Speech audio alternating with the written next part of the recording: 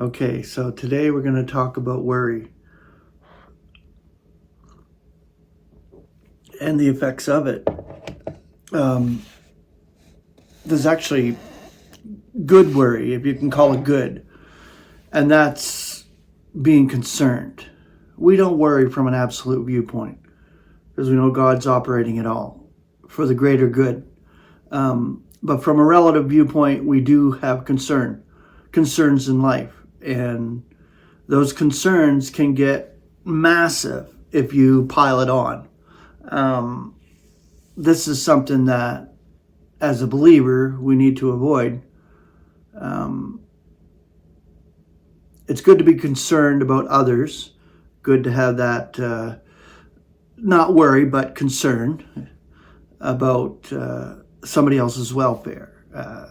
We all do for our spouses and our immediate loved ones, for sure. I know when Jacob goes out in a storm and driving in that winter weather, I get concerned because not so much that he's not safe. It's just the people around him. Like, that's like me too. When I'm out in the road every day, it's like, okay, it's not so much me, it's the people who are driving around me a lot of the time. And a lot of these are new drivers, and you see their new driver in their window. And it's like, holy crap. They don't know how to drive. They got their license, and they're from another country. They're come to Canada and get their license almost, right away. I don't know how they do this, but anyway, they shouldn't be on the road. I'll put it that way. And there's such thing as slow drivers that can cause a major deal, and that has happened many times. But speaking of worry, we all relatively have that as human beings. It's just we don't want to escalate it to a point of complete despair. Right now, I found this is an example. Like I said, my tires weren't bald, but then I did wash my car and I looked and they are balding on one side again. And this is because I didn't get a wheel alignment the last time I got the tires. And I got to get new tires again, and I got to get a wheel alignment. Otherwise, the tires are just going to wear out. That, of course, costs $300. At least $300 to get that done, the tires and the wheel alignment. I don't have the money for it. I'm working my ass off, but this vehicle is my livelihood.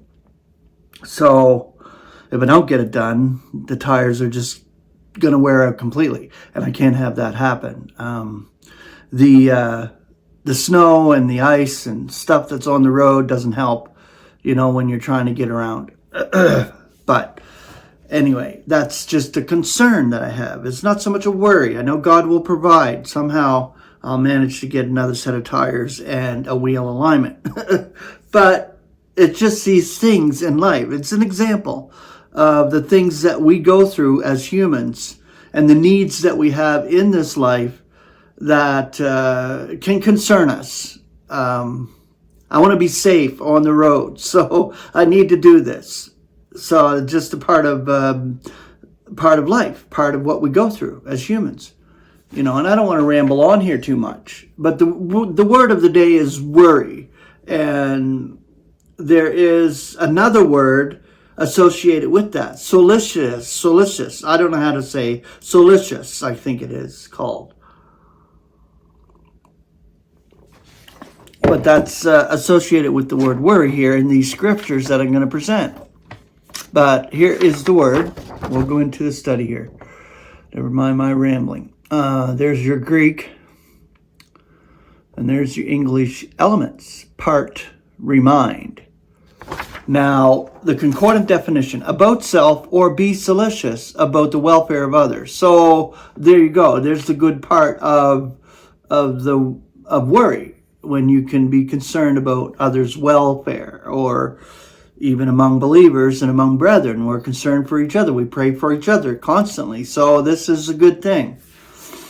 The concordant scripture, 1 Corinthians 7:32. Now, I want you to be without worry. I love that. The unmarried one is solicitous about the things of the Lord, how he should be pleasing the Lord. 1 Corinthians 7:33. Yet he who marries is solicitous about the things of the world, how he should be pleasing his wife. And 1 Corinthians 7:34. And is parted. The unmarried woman, as well as the virgin, the unmarried one is solicitous about the things of the Lord, that she may be holy in body as well as in spirit. Yet she who marries is solicitous about the things of the world, how she should be pleasing her husband. 1 Corinthians 12:25, that there may be no schism in the body, but the members may be mutually solicitous for one another. So that's being concerned and praying for each other constantly, having our prayers up to the Lord for the body of Christ as a whole, and individually speaking, if we know that there's issues in the body and people, brethren, are having problems. There's a brother that I'm going to ask for prayers for, and that is Brother Gary Laser. He's not feeling well. He sent me an email. He says his eyes hurt, and he's been going through some things after his heart a procedure. I don't know what it was exactly, but he's not doing well. So I would ask for prayers from the members of the body of Christ to be praying for our brother Gary. So to be solicitous toward one another or for one another. 2 Corinthians 11:28. Apart from what is outside, that which is coming upon me daily, the solicitude for all the ecclesias. Philippians 2:20. For I have no one equally sensitive, who will be so genuinely solicitous of your concerns.